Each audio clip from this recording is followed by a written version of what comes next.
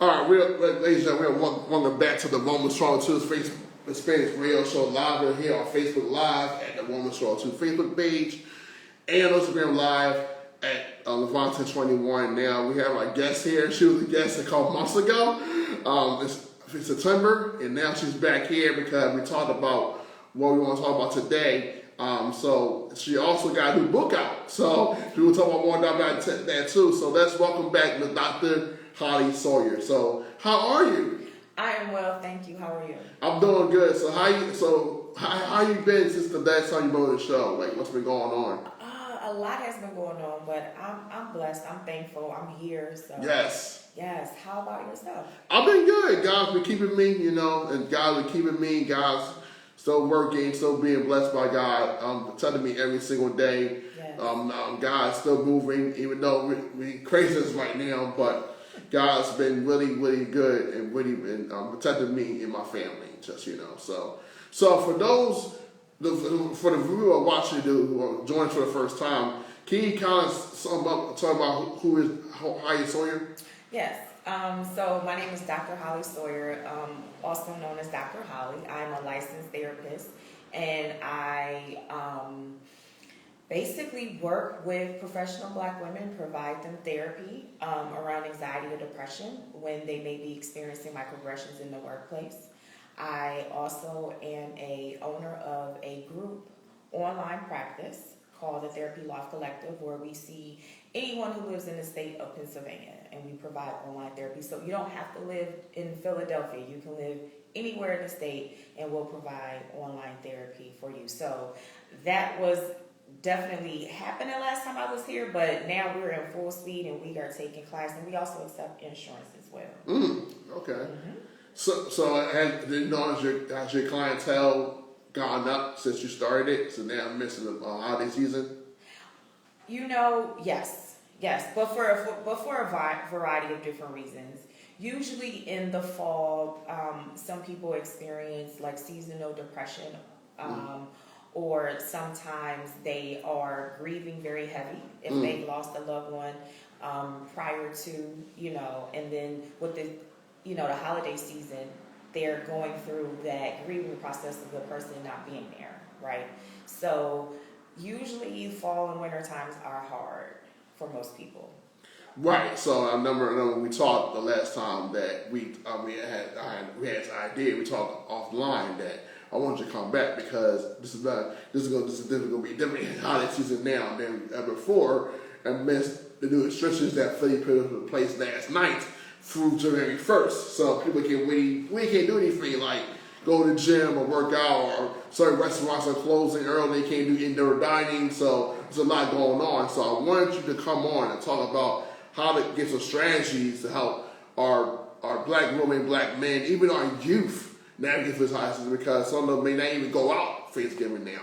Some of them got to stay home, some of them you travel from different states, take a fly or like go and play. But now that we can't do that this year. So even for Christmas. So what were some things? What are some things you can prescribe to the audience today to help them navigate through this time? Because it's really a time of like with COVID, gun violence, grieving, out here mourning.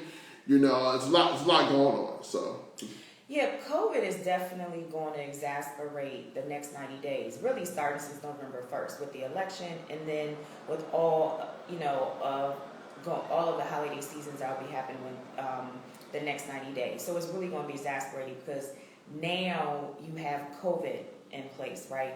And then in Philadelphia, not like in the counties, like you mentioned, we can't do the indoor dining. So that has totally restricted a lot of movement. So some things that I would suggest to people is, one, if you know of a Black business that, is a restaurant and they cater, please support that Black-owned restaurant and make sure that we support our own people, because a lot of people in the restaurant industry right now are either having to close their business altogether or their livelihood has been totally compromised. So if you usually cook and you can't have your family over, work with a local black business that'll cook, the soul food that you usually would cook. And then we have our brothers here, and I can't remember their names, so please forgive me, but they do the DoorDash, but they're black owned. Do you remember what? Yeah, they kind of mobile. They mobile. Yes. Some are mobile. Yes. Please utilize them to deliver all the food that you would usually cook and cater to your home. Now, when people were graduating, you know how we did like the drive-by graduation? Yes. You can kind of do the same thing when it comes to Thanksgiving. So, for example, if you're going to have something catered, you could basically set up a couple of plates, because that's what people usually do anyway. We door hop, right, to different families and go get a plate. We go to somebody's house to get a plate of this. You can still set up these plates, and they can come by. Everybody wear a mask, snap pictures. Now, they may not be able to sit down in droves, right, exactly. But that doesn't mean you can't do like a drive-by Thanksgiving, if you will. Sure. Okay. So that's what I'm encouraging us to do. Like if you still want to cook, that's totally fine. But for those of you who are not really in the spirit to cook because you won't be able to have a large gathering, listen, have a black business cater something small. Use the mobile. Say it one more time. Something mobile. It is. And so hopefully you'll put it in the description. Yeah. I'm so sorry for not remembering the brother's business, but use them to deliver that food, and whomever you would have had over, just say like, listen, come through with your mask on. We'll take a couple pictures and I'll give you your plate. Right. So that is an idea. Now, is it ideal? Hell no. However, I'm giving you an idea where you still could see that person who you normally will have over, or people who you normally have over. You still be able to eat the soul food if you want to cook it. It's just a way to kind of do it in the COVID style, so that everybody's safe. And please continue to wear your mask. Yes, absolutely. Because people are thinking like, oh, I don't have to wear it because this person doesn't have it. But we're traveling, and people can be asymptomatic.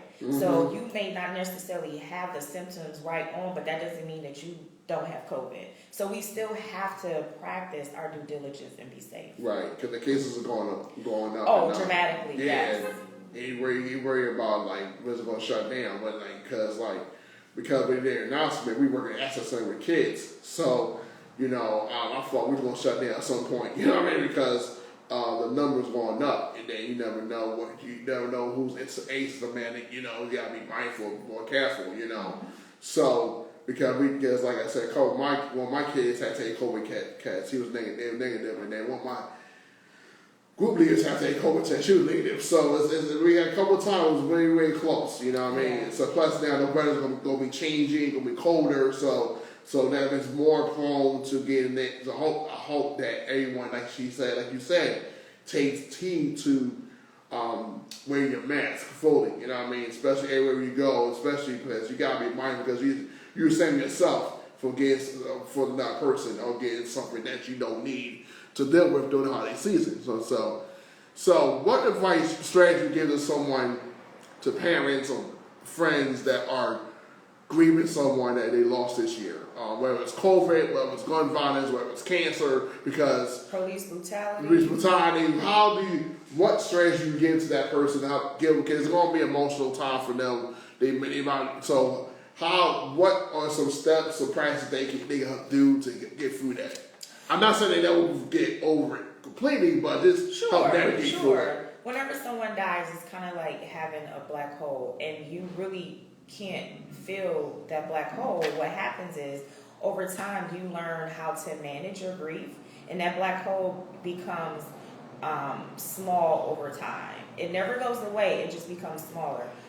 The first thing as a community that we have to do is learn how to grieve, right? So say that again? The first thing we have to do as a community is learn how to grieve. Oh, okay. So, since slavery, and I always bring everything back to that because that's really how we have taken on a lot of the things that we do today. We never had the process or time to grieve. Someone died, okay, you buried them, you have the service, and then you go back to work, you go back to your normal life. So grieving is just something that you normally don't do, or you just don't take the time to do because you have so much to do.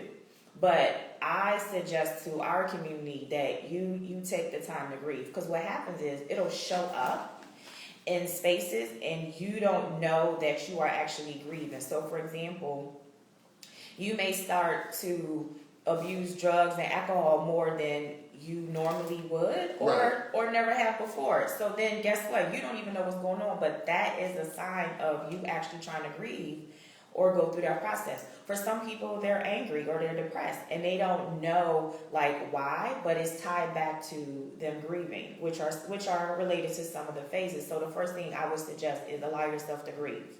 Second, you don't have to grieve alone.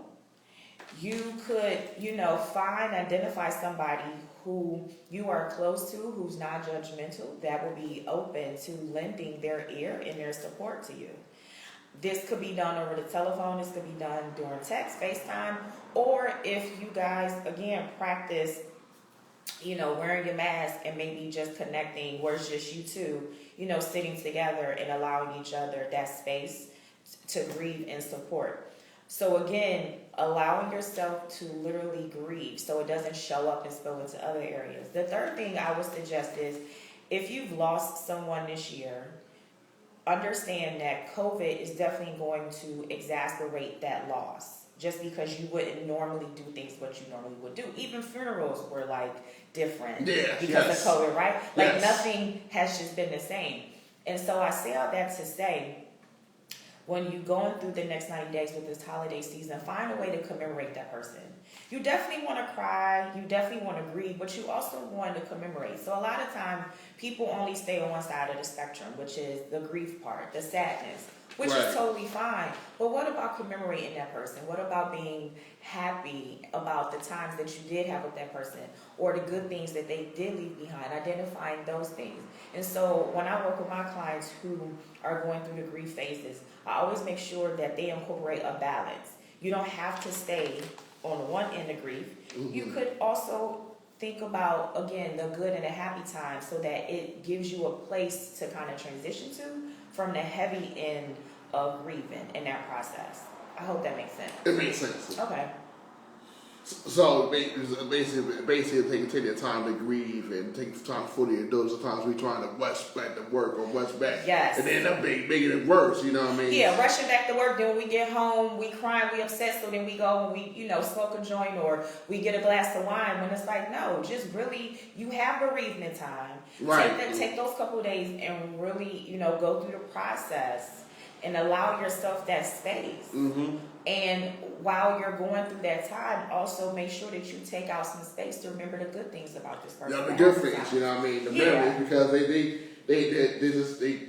they died in the body, but it's still in spirit, Yes. Yeah, and a lot of people don't understand that in the moment, but down the line, you understand they still alive in the spirit. We gotta carry that memory. We gotta make sure, okay, if I'm doing the best for this person right now. So, and then also you said something about don't grieve alone. A lot of times we carry that grief to ourselves too much, and we end up hurting ourselves physically by depression and not eating and not sleeping well, or overeating, or oversleeping. Yes, you are so right. We don't have to go. The grieving phases and the process is not something that we have to do alone. Right, and that's where you got to reach out to someone that you can trust, you can find. That person has to be a safe space. Yes, that's okay. Sometimes you have to be mindful that who you talk, because a lot of people you talk to might put stuff on Facebook like, I didn't want to do that. So, make sure they're in a safe space that will be non-judgmental, like you said, very important, non-judgmental. They'll be sometimes they can sit there and just listen to you and not even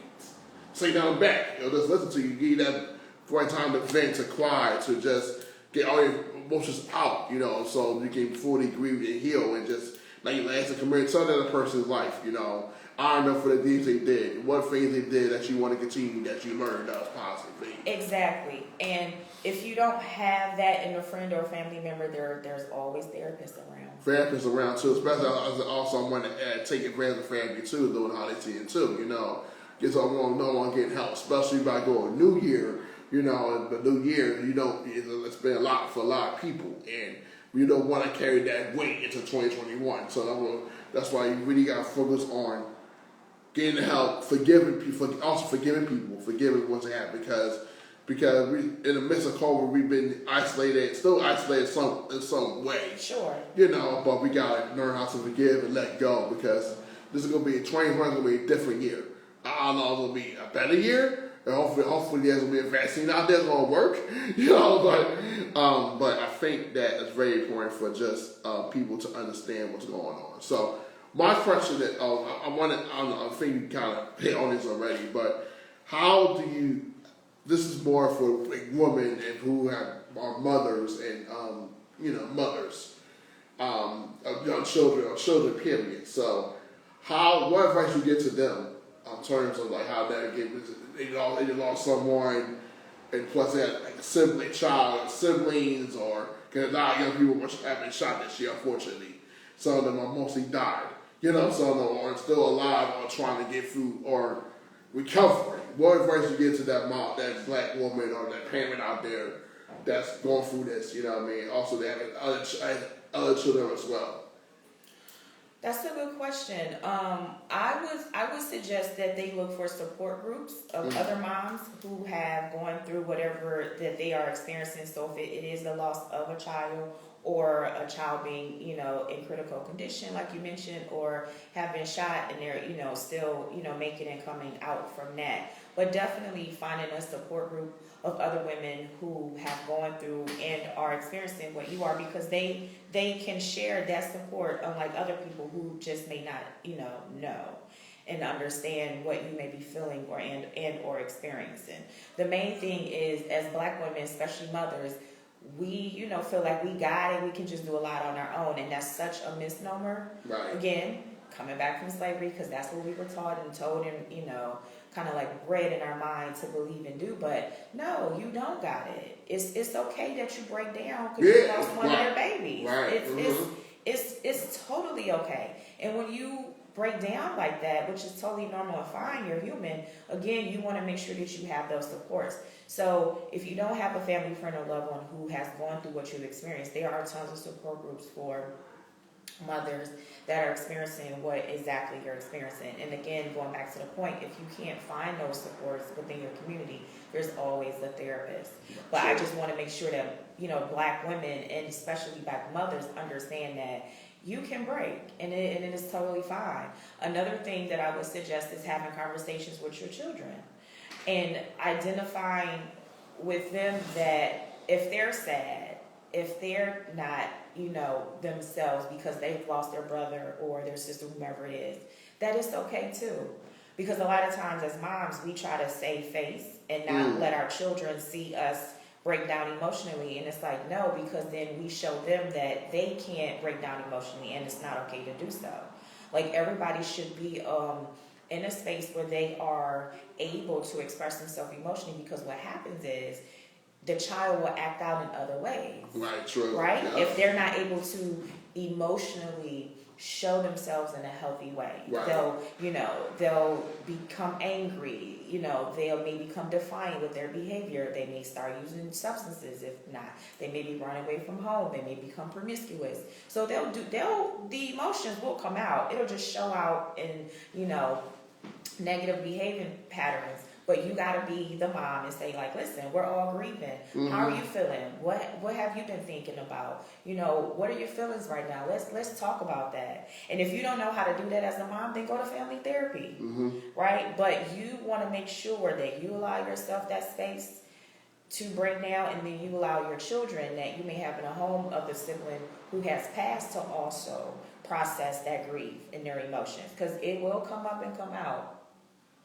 Right. So I noticed that you do a lot of work, the therapy work in your community and for black women in general. So when you are off the clock, what do you do for you to take self-care? Because I know there's a lot of missed. Now it's more with the COVID and stuff like that. So what does Holly do to get her mind and self-care so when she go back to be a therapist, she'll be her best self? Because I didn't ask that last time you here. So. Oh, well, it's okay. So for me, self-care isn't like like a do-all, be-in-all, however they want to say it. For me, I make sure that I practice self-care daily. Okay. And it doesn't have to be an hour. It's anywhere from like 10 to 20 minutes. Okay. So when I'm going from, being a therapist to a mom, there's a transition there. And in my transition, I take that time to just practice self-care. So self-care for me could be like taking a walk. and I leave my cell phone at home so that I'm literally just out. I live in the city, so it's not like I'm looking at a lot of nature, but I'm just connecting and looking at the things around me. So it could be the squirrels or people just, out on their porch, but I'm just connecting with what's just around me. And I'll take a walk, and my walk again could be 10 or 20 minutes. Right. So I make sure when I come back from that walk, I'm now able to be in mommy mode. Mm-hmm. And when I'm in mommy mode, I'm literally showing up for my children in whatever capacity that is that they need me.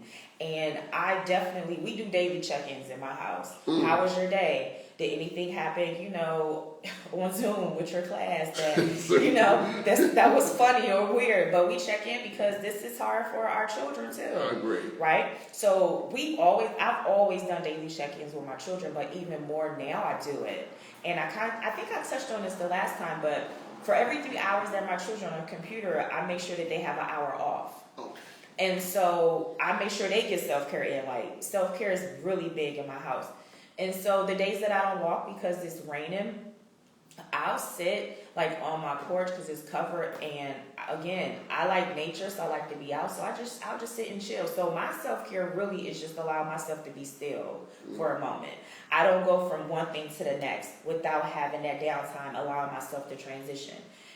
So a lot of people are like, oh, I'll go get a pedicure, or I'll go and take a bubble bath. But those are regular maintenance. That's like me giving you a gold medal for getting an oil change on your car. You're supposed to do regular maintenance on your car, right? True, yeah, right.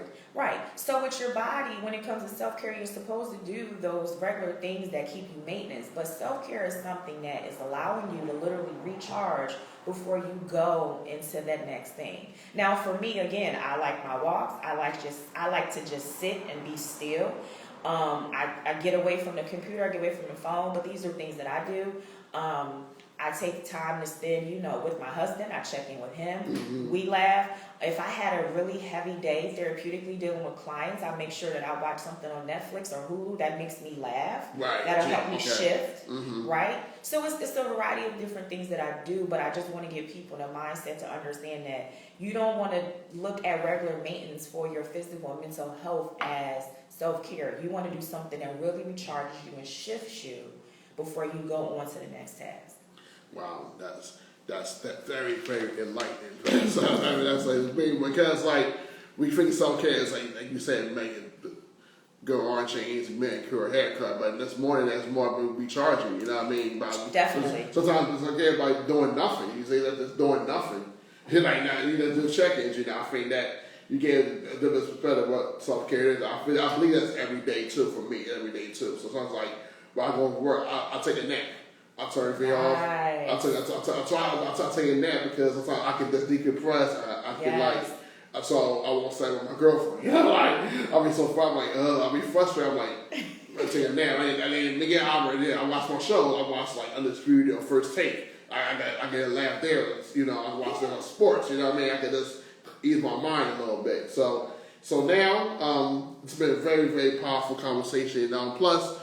I see you got a new book over there. So Can you tell us what that book is so many people can get in it? Yes. So my new book is called Get Your Mind Right, Get Your Money Right, the Mental Health Guide for Successful Entrepreneurs. And I talked about this the last time I came. But yes, it's officially out. You can buy it off my website, which is lifefirstTherapy.com. Again, lifefirstTherapy.com. When you're there, just click on, it's a little tab that says good stuff. And when you click on good stuff, you just click on merchandise and you will see the book there. The book is $20. Okay. Just for people to know.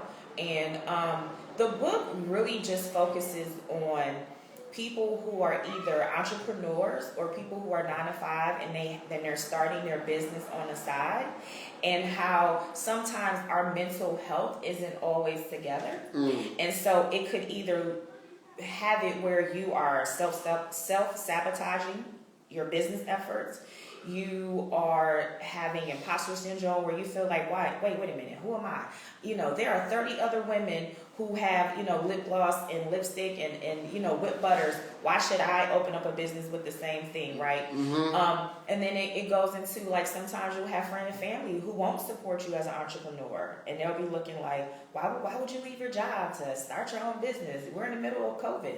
Believe it or not, this is really the best time to even start a business. Right, true. Right? But it really, the book really just goes into how to mentally prepare yourself for the haters, when you have imposter syndrome, for people who don't support you.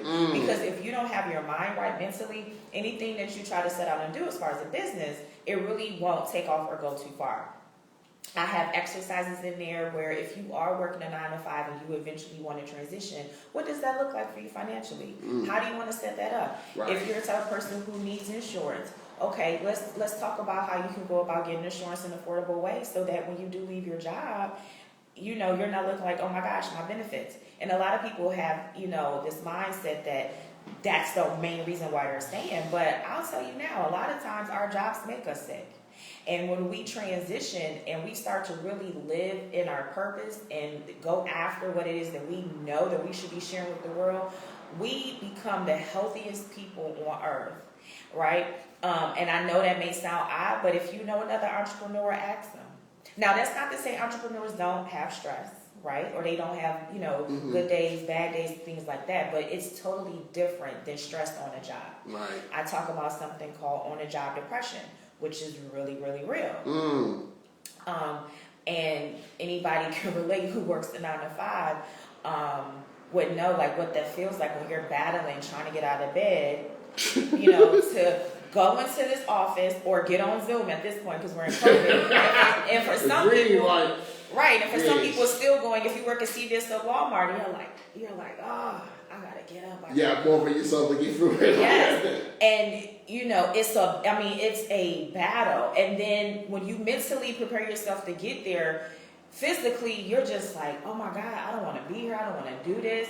You're dragging. You're not really being productive. You got an attitude with the customers. Not that they did anything, but you're just over it.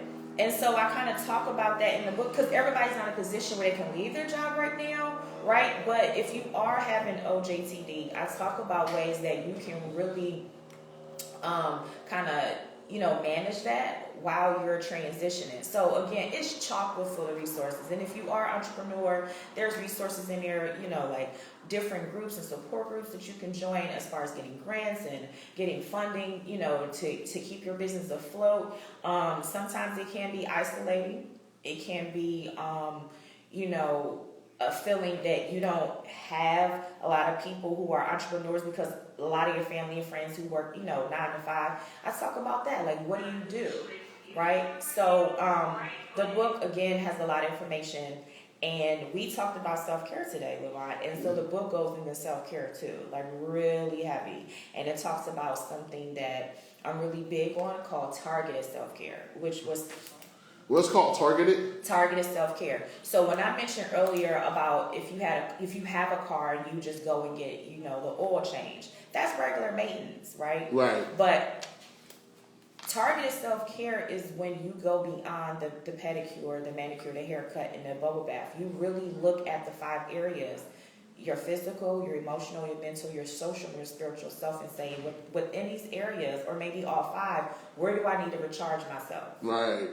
Because a lot of times we'll go to the physical things, like you mentioned, the haircut, right? But what if I got a haircut, but mentally I'm drained, right? So I need to find what I can do specifically to recharge mentally. So the book, again, 12 chapters, full of good stuff, a lot of my own personal experiences as well, and some exercises to help you along the way. So, yeah. Wow, thank you so much for sharing that. That's really, I figured that what you're talking about, that really blow people's minds. And again, I will put up the website out there to get people that book. That's a really good book for the holiday season too. That people football training to be an entrepreneur as well, of self-care as well, especially during the holidays. Before we charge for the new year. So, and then also I mentioned earlier in the show that we do August Cafe 28 in March. Okay. So I would love you to be part of that and talk about that book. And I mean, never get me going to the spring. So, because I think that book is very important, especially in times we're living in right now. Plus the new season, plus the holiday season, and then your book will still be relevant. In the springtime too. Yeah. But it gets nicer. Hopefully there'll be a vaccine out there. People will transition back to the dormancy. Kids might go back to school by then. So who knows? So. Again, I'm going to put the website out there for y'all, the link where to get that book at, because, like I said, we got to support our black authors. You know what I mean? Guys, black people who are doing the things, doing the essential work they are doing to help our people heal every single day. So again, and last question, I'm going to answer the question. I know Thanksgiving next week, but I know it's every day. But I want to tell us, can you tell us what you are thankful for? Oh, wow. Yeah, I'm thankful for a lot. I wasn't prepared for that. You know what? Oh, wow. I don't even know where to begin, because I'm thankful for my husband, my family. I'm thankful to be in this moment. I'm thankful for you to have me on the show, to be able to speak to your community, your guests, and the people who are watching. I'm thankful to share what I've shared in the story. I'm thankful for all of the things that I've, been going through as far as my own journey, right? So that I could share that with other people in hopes that they can learn something from that. Yeah, I'm just thankful for life in general. I'm very thankful to the Most High. I'm thankful for my brothers and sisters in Christ. I'm thankful to General Johanna of the IGBK. I'm thankful for just life. Yes. I really am, because some people didn't make it today. Mm-hmm. Some people are just going through life right now and not really living, right? Mm-hmm. And that's a struggle, and that's hard. So I'm just thankful, to just be here with a solid peace of mind. Amen. So, Holly Sawyer, thank you for being a guest on my show, second time. Yeah, thank you for having me. Yeah, because I felt that what your knowledge was definitely needed, perspective of how to help us get through that holiday season, going for the next 90 days, you said, help us prepare for 2021. Also, have this conversation with other people, how to grieve and how to deal with certain things. Also, talk about your new book as well. So, what's the name of the book again? I'm sorry. Get your mind right. Get your money right. The mental health guide for successful entrepreneurs. Yes, I think that's very essential for everyone to have going forward. You go to the website. I'll put a link out for those who are watching today, so you can purchase that for Black Friday coming up. I'm definitely going to do something for Black Friday. Okay. Yep, I definitely be doing. Okay, that's know what that is, so we can put. Yeah, I'm doing. I don't want to give away too much. No. But I got some goodies coming up. Yeah. So some even more surprises though. Yeah. So Judith Badano said hi, Dr. Holly. Hi, Judy. Oh my gosh, I love Judy. Oh my gosh, I love Judy. Shout out to A Man's Cave. Yes. You got to bring Judy on. I'm planning for that year. Bring Judy on. Yes. Are you familiar with A Man's Cave? Yes, I heard about it. I never did it yet. I'm going to go with You got to bring her on, because a lot of black men do not practice self-care. Right. And Judy got you, brother. Judy got you. I'm trying to get my husband there. It's been a battle, but Judy, we gonna get him there. Yeah, so Judy can share with me what she got coming up with the Black Man Cave. I definitely want to do one for the years out. You know what I mean? Because right now, a lot of brothers, holding it in. They carrying a lot. It's a lot. Yeah, it's a lot, But again, thanks for having me. I appreciate it. Yes, thank you so much, Holly, for the time, this conversation, the intellect, the knowledge, the wisdom, help us navigate through this so we can be better for ourselves and for our family. So, but most important about ourselves. And Judith, thank you so much. I gotta get you on the show, talk about the Man Cave, and I'm definitely gonna do one of those experiences you have prescribed in there. I'm definitely gonna do one in this year. So that's my goal to myself, so I can do some self-care for me. So, 2020 is gonna be a different year for me. It's gonna be more another level. So, I'll share that land for y'all, like what that means. But Holly, thank you so much. For those who are watching, thank you so much. We pray that everyone has a safe Thanksgiving. Be safe, wear your mask, you're going out. Please wear your mask. Be mindful, be faithful for God, what He has done for your life, and just able to keep Him first. because we're in the midst of a lot of craziness right now, but thank you for just life, health, and strength. And just be safe out here. Just take care of yourself. And then we'll be back on next Saturday for our show, what you are thankful for. So, for those who want to share or write out to me what you're thankful for, I'll get more details about that today, how you can be involved with that conversation on that Saturday. So let's enjoy your Saturday. Enjoy this Life Brother today. Yes. Enjoy it for what it is. Just be safe. Do some care as well. And just be mindful of what you're doing. And always constantly wear your mask. So have a good day, everyone. Lord willing, we'll see you back on that Saturday.